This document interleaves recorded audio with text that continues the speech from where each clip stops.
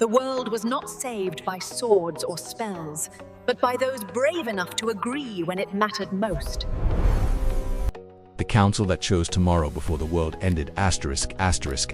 The light entered the hall before the voices did. Morning sun spilled through the tall stained windows, breaking into colors that danced across stone pillars and polished wood. Dust shimmered in the air like tiny stars caught between breaths. This was not a war room, yet. The table at the center of the hall was ancient, its surface carved with symbols older than the kingdoms seated around it. Scrolls lay unrolled like exposed truths, their edges curling with age. Maps overlapped maps, rivers drawn and redrawn, borders erased and rewritten by time. At the head of the table stood Queen Arundel of the High Canopy. She did not sit.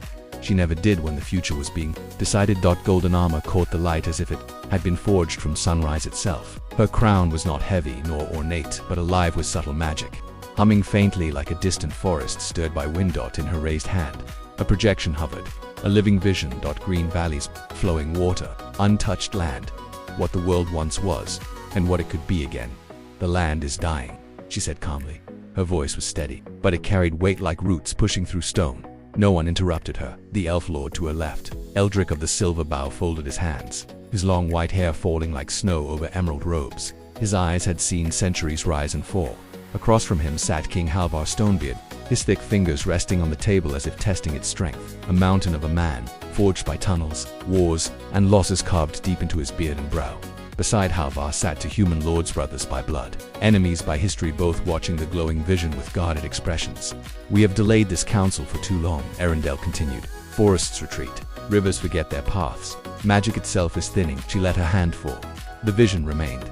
You ask us to sacrifice land, Halvar rumbled. Dwarves do not abandon stone easily. Eldric inclined his head slightly. And elves do not reshape what was given to us by the first. Arundel met both their gazes.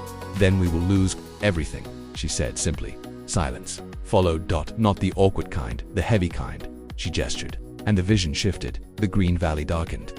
Soil cracked. Cities burned. The rivers dried into memory.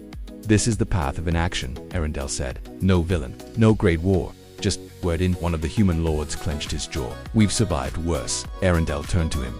Yes, she said, but survival is not the same as living.